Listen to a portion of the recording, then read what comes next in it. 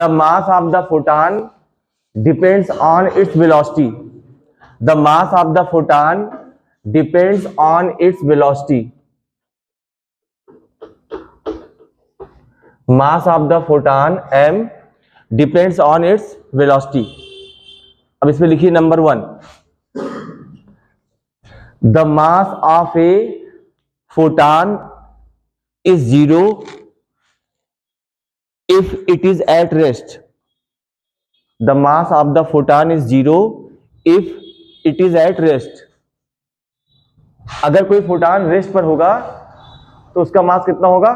0. तो रेस्ट मास कितना होता है फोटॉन का? तो rest mass is equal to 0. Number 2 लिखो.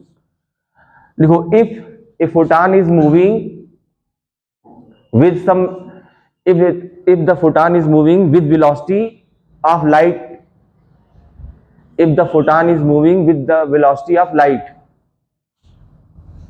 then its mass is given by, ये लिखिए E equal to mc square. देखो आइंस्टीन ने कहा था कि मास और एनर्जी इक्विवेलेंट है ना, तो लिखो E बराबर mc स्क्वायर. इसमें लिखो according to Einstein mass energy equivalence relation. E equal to mc square. इसमें लिखो according to Einstein mass energy equivalence relation.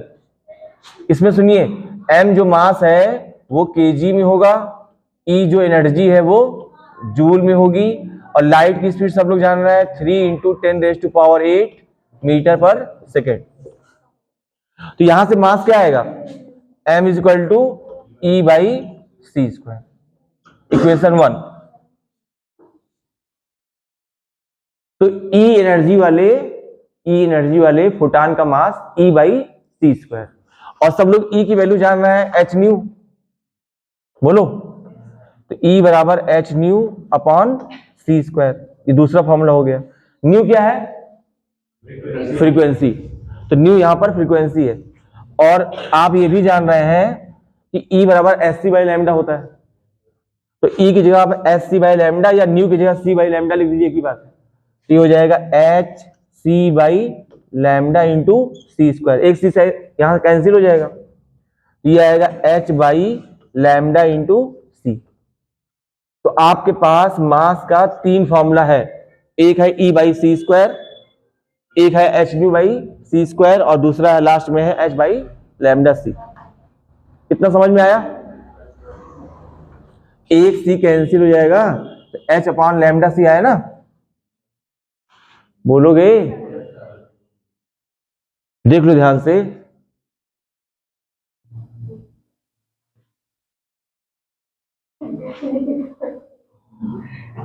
इधर उधर. ठीक है. अब तुम इसी को देख रहे हो तो क्या करें? कह रहे यही दिख रहा है, ये पागलों की तरह. कह रहे वहां देख लो. यहां देखो, एक सवाल लगाओ. देखो, the energy of A photon, the energy of A photon is 5 electron volt. The energy of a photon is 5 electron volt. What will be its speed? What will be its mass? The energy of a photon is 5 electron volt. What will be its mass?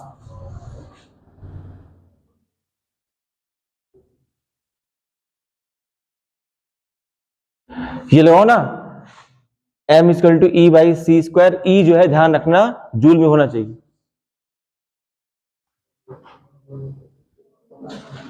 अब 1 electron volt में मैं आपको पढ़ा चुका हूं कितने joule होते हैं. कल ही बताए थे 1.6 इंटू 10⁻⁻19 जूल.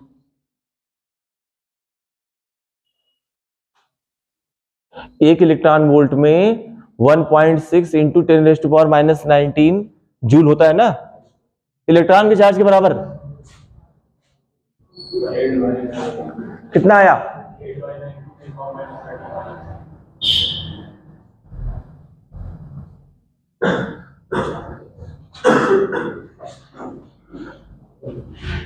ये देखो E की जगह क्या लिखोगे, 5 इंटू 1.6 इंटू 10⁻⁻19, अब ये जूल में हो गया, अपॉन 9 इंटू 10⁻16, 3 इंटू 10⁸ का स्क्वायर। तो यहां पर देखो 16×5 = 80, तो ये हो गया 8/9, और ये 10⁻⁻35, तो साफ हो जाएगा ना। बोलो 8/9 इंटू 10⁻⁻35 मीटर पर सेकेंड, सॉरी केजी, मास है ना, मास है केजी, लिख लिए। तो सुनो, अगर आपके एग्जाम में आए कि what is the mass of the photon, तो उसका 2 आंसर आप लिखेंगे। If the photon is at rest, energy will be 0, mass will be 0। और अगर फोटॉन का मास पूछ रहा है एनर्जी देकर, तो E = mc² से लगाएंगे, क्योंकि फोटॉन लाइट का फोटॉन है, तो वो हमेशा लाइट की स्पीड से चलेगा। सब लोग बात समझ गए?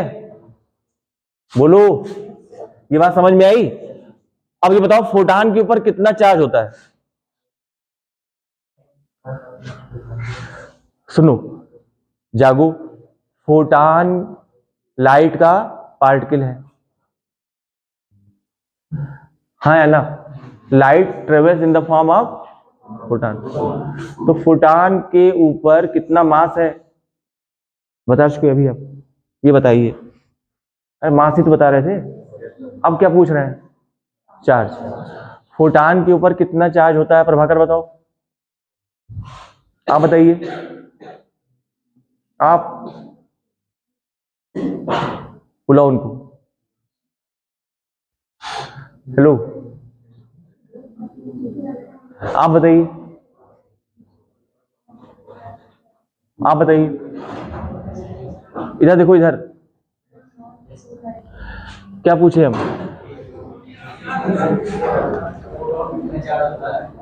हाँ, आंसर बताओ। 10⁻³ kg, 1 किलोग्राम कितना? कितना होता है? फोटॉन के ऊपर कितना चार्ज होता है? 10⁻³ क्या? कूलाम चार्ज है ना, चार्ज की यूनिट क्या होती है? हाँ, तुम बताओ। हाँ, न्यूटन में न्यूट्रल होता है, हाथ मिलाओ।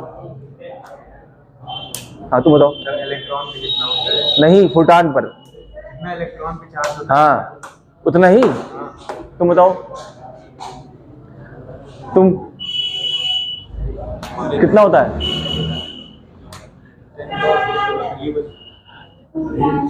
हाँ, 4 टाइम्स, 2 टाइम्स नहीं, वो प्रोटॉन है, वो प्रोटॉन है।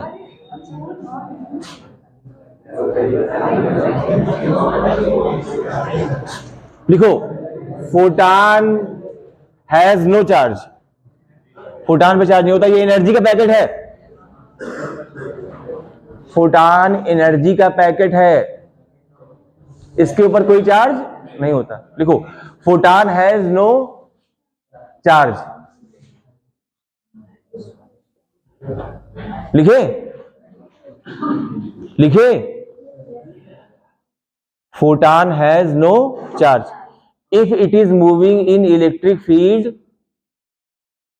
इट विल, अगर ये इलेक्ट्रिक फील्ड में मूव कर रहा है, अगर फोटॉन के ऊपर कोई चार्ज नहीं होता, अगर फोटॉन के ऊपर कोई चार्ज नहीं होता, चार्ज 0 है, तो अगर ये इलेक्ट्रिक फील्ड में मूव कर रहा है तो किधर जाएगा? इलेक्ट्रिक फील्ड की डायरेक्शन में या उसके अपोजिट? इसके ऊपर कितना फोर्स लगेगा? इलेक्ट्रिक फील्ड का फोर्स कितना होता है? QE, और Q कितना है? बिना चार्ज के इलेक्ट्रिक फोर्स लगेगा, मैग्नेटिक फोर्स लगेगा। तो अगर फोटॉन इलेक्ट्रिक फील्ड या मैग्नेटिक फील्ड में जा रहा है तो कितना इलेक्ट्रिक और मैग्नेटिक फोर्स लगेगा? 0, 0, यानी इसका कोई असर नहीं होगा। जैसे आपके एग्जाम में आ गया कि एक पार्टिकल है वो इलेक्ट्रिक फील्ड और मैग्नेटिक फील्ड में जा रहा है, बोलो, और वो डेविएट नहीं हो रहा है, तो कौन सा पार्टिकल है वो जिसके ऊपर चार्ज जीरो हो? जैसे न्यूट्रॉन भी हो सकता है, न्यूट्रॉन पर भी चार्ज नहीं होता है, अरे कोई न्यूट्रल पार्टिकल हो सकता है, लेकिन उसके बाद कह दे and it is a particle of electromagnetic wave, तो अब वो फिक्स हो गया, फोटॉन की बात कर रहा है। नहीं समझे तो लिखो, it is moving, if it is moving in electric field और magnetic field, it has no deviation, it has no deviation because both the forces are zero, it has no deviation because both the forces are zero. Electric field में कितना force लगेगा? Zero. Magnetic field में कितना force लगेगा? Zero. समझ पाए? और जब फोर्स लगेगा ही नहीं तो जैसे ये चल रहा था वैसे ही चलेगा, कोई डेविएशन नहीं होगा। अब लिखो heading, momentum of the photon, momentum of the photon, momentum of the photon क्या? हाँ, अब सुनिए, E equal to MC square होता है, होता है। अगर मैं E इज इक्वल टू यहां लिख दूं M इंटू सी और अलग से C लिख दूं, वही बात है। मास इंटू C क्या है? वेलोसिटी। मास इंटू वेलोसिटी क्या होता है? मोमेंटम। तो E इज इक्वल टू क्या आया? Momentum P into C. Momentum is defined as energy divided by C। तो अगर आपको एनर्जी दे दे तो क्या क्या आ गया? मास आ गया। एनर्जी दे दे तो मास आ गया। एनर्जी आपको बता दे, C आप जान रहे हैं, मोमेंटम आ गया। इसकी यूनिट क्या आएगी? मोमेंटम की यूनिट बताओ।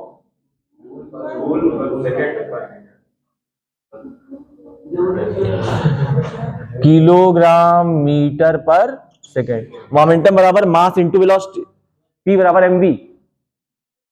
ये देखो, ये मोमेंटम P बराबर mv ना, तो मास किलोग्राम और वेलोसिटी मीटर पर सेकेंड। यहां से भी निकाल लो कि ये हो गया जूल और ये हो गया मीटर पर सेकेंड। सेकेंड ऊपर आ गया, जूल सेकेंड अपॉन मीटर, वो भी सही है। चाहे ये लिख लो चाहे ऐसे लिख लो, joule into second upon meter. समझ गए बात? लिख लो। बात समझ में आ रही है? तो फोटॉन का मोमेंटम आप जान गए, E बाई सी, और E की वैल्यू आप जानते हैं एच न्यू और या एस सी बाई लैम्डा। क्यों भाई? E की वैल्यू एच न्यू और एस सी बाई लैम्डा, तो आप इस लेसन में धुआंधार यही तो पूरा पढ़े हैं।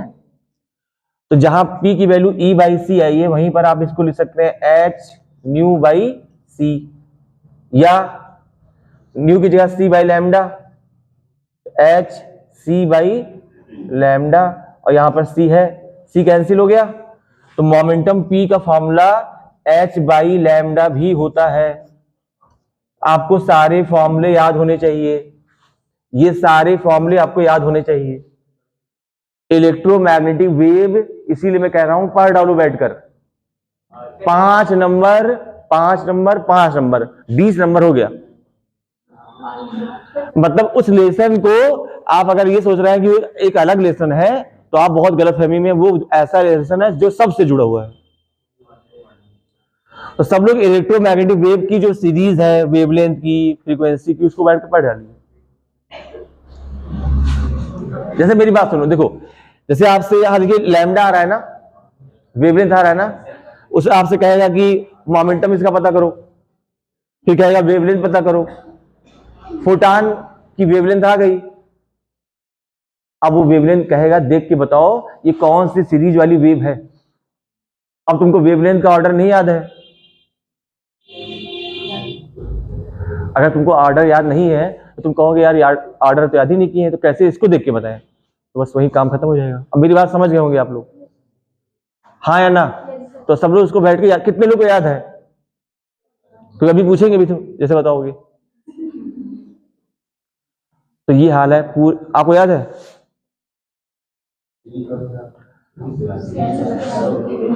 हाँ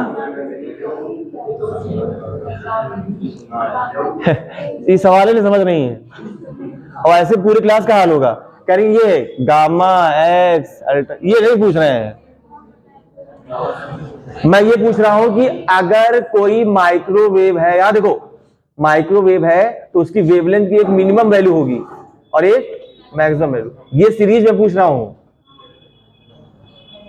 नहीं याद है तो पूरी क्लास में किसी को याद नहीं है, एग्जाम से पहले भी बोले थे, एग्जाम फिर आने वाला है, याद कर लो।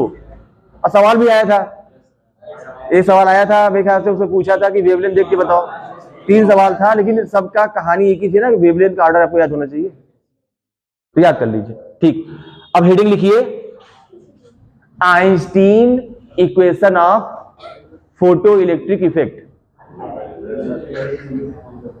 Einstein equation of photo electric effect, Einstein equation of, बस ये आप पूछने के लिए है, हाँ बस Einstein equation of photo electric effect. इसमें लिखिए, when A photon of sufficient energy falls over a metallic surface, when a photon of sufficient energy falls over a metallic surface,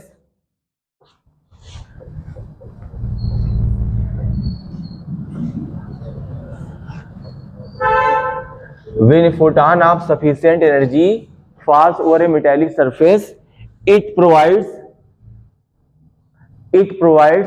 total energy to one electron,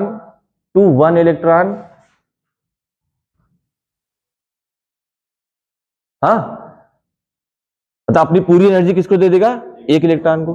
this energy divides into 2 parts, this energy divides into 2 parts, this energy divides into 2 parts. Number 1, जो photon ने अपनी पूरी energy electron को दी, electron उसको पाया, अब तो वो उसको 2 हिस्सों में डिवाइड करेगा। नंबर 1, बाहर निकलने के लिए जो वर्क फंक्शन रिक्वायर्ड है उसमें, तो लिखो number 1, in work function to come out of the surface of the metal, in work function to come out of the surface of the metal. Number 2, maximum kinetic energy of the emitted electron, maximum kinetic energy of the emitted electron. तो कितनी energy वो लेके आ रहा है? E। ये कहां जा रही है? एक वर्क फंक्शन में और एक के मैक्स में। तो कंजर्वेशन ऑफ एनर्जी पर बेस्ड है ये भाई, जितनी एनर्जी आई पूरी जो उसको मिली 2 हिस्सों में डिवाइड किया, कहीं लॉस नहीं हो रहा है, तो लिख लो it is based on principle of conservation of energy. लिखवा चुका हूं आपको, it is based on the principle of conservation of energy. लिखें लिखवा चुके हैं एक बार आपको। सुनिए, यहां से के मैक्स कितना आएगा? E माइनस, सही है, और E की वैल्यू आप जान रहे हैं एच न्यू होगी, बोलोगे? तो इसमें लिखो इक्वेशन 1 और इसमें लिखो इट इज आइंस्टीन इक्वेशन। अब ये बताओ, ये तो तुम पहले भी पढ़े हो, इस लेसन में यही तो, एक लेसन में एक इक्वेशन है, इस लेसन में पहली इक्वेशन भी यही है और अंतिम भी यही है।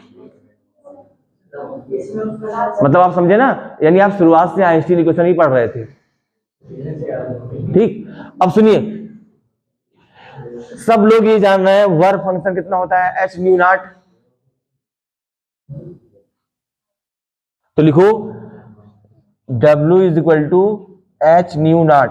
न्यू नॉट क्या है? वो वैल्यू आप वहां लिख दीजिए। तो अब बताइए के मैक्स की वैल्यू क्या आई? K max equal to H nu minus H nu naught. इसमें H कॉमन हो जाएगा, तो ये हो गई आपकी इक्वेशन नंबर 2। ये भी आइंस्टीन इक्वेशन है।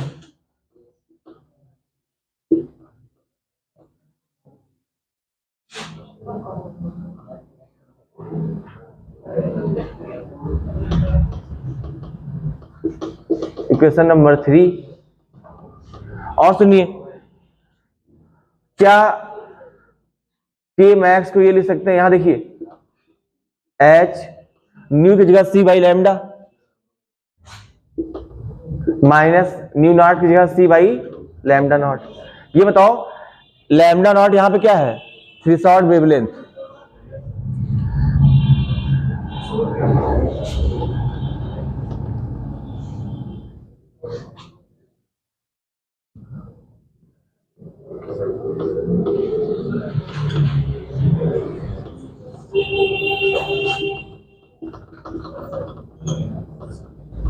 ठीक है, लिखिए यहां तक,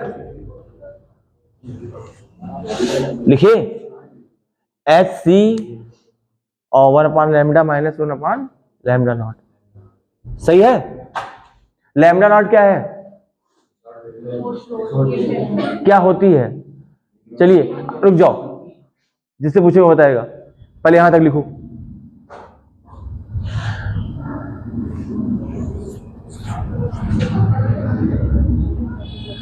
थ्रेशोल्ड वेवलेंथ यहां तक लिख लो, तब जिससे पूछेंगे वो बताएगा। जल्दी लिखो। चलिए दीपक आप बताइए थ्रेशोल्ड वेवलेंथ क्या होती है। ठीक, आप बताइए दानिश, आप बताइए सौम्या। वेवलेंथ, थ्रेशोल्ड वेवलेंथ, आप बताइए। हाँ आप बताइए शुक्ल। ठीक है, देव आप बताइए, क्या बता रहे हो, बीडीपी के बैठा मलीच का, हम वेवलेंथ पूछ रहे हैं, वो तुम एनर्जी बता रहे हो। वेवलेंथ तुम बताओ सुभाष।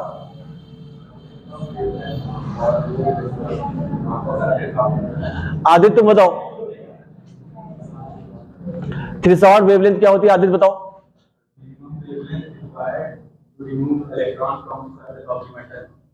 हाँ चलो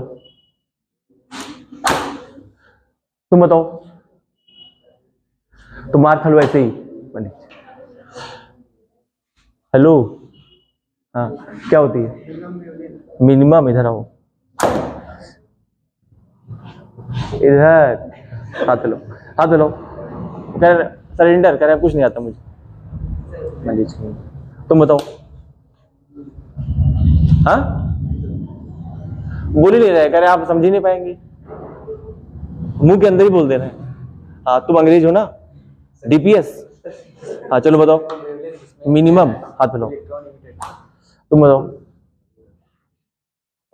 तुम मैक्सिमम वेवलेंथ क्या सर, सही है वो।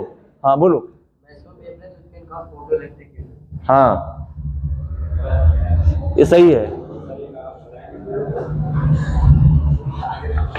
देखो एनर्जी बराबर एच न्यू होता है,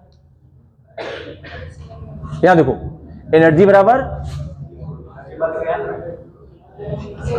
एनर्जी बराबर, अगर एनर्जी को घटाए तो फ्रीक्वेंसी भी घटेगी, अगर फ्रीक्वेंसी को घटाते जाए जीरो कर दें तो एनर्जी भी जीरो हो जाएगी। अब इसको बढ़ाएं तो जब फ्रीक्वेंसी बढ़ेगी तो एनर्जी भी बढ़ेगी। कितनी एनर्जी हो जाए वर्क फंक्शन, कितनी एनर्जी हो जाए वर्क फंक्शन, तो इलेक्ट्रॉन निकल जाएगा। तो इस वक्त जो फ्रीक्वेंसी है इसके साथ इसके सामने वाली ये है थ्रेशोल्ड फ्रीक्वेंसी, और ये मिनिमम है, जीरो से बढ़ रहा है, 0 1 2 3 4 पे मान लीजिए आ गया। तो सबसे छोटी फ्रीक्वेंसी जो इलेक्ट्रॉन निकाल दे, तो उस वक्त जो एनर्जी है वो भी मिनिमम होगी, हाँ है ना। अब E बराबर एच न्यू ना होकर एच सी बाई लैम्डा, दिमाग लगाओ, अगर वेवलेंथ जीरो कर दें तो एनर्जी कितनी आई, हाँ,